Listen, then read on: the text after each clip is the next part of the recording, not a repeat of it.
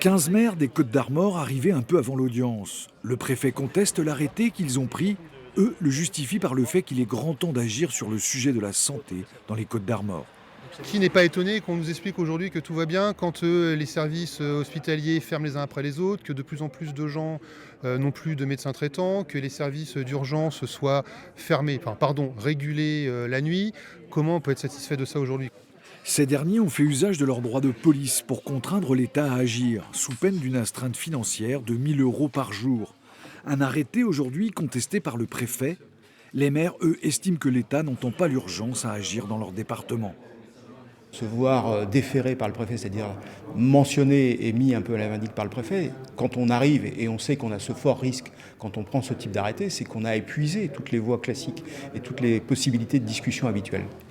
Des élus qui ont mis par cette action un grain de sable dans la machine étatique.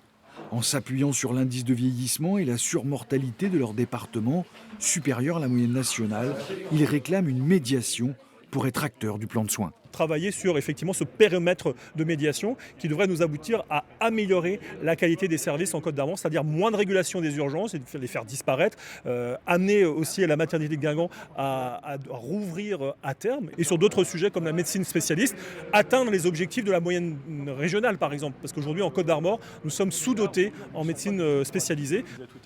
Tous espèrent que l'État et l'ARS, peu enclins à communiquer, réouvriront la porte aux discussions.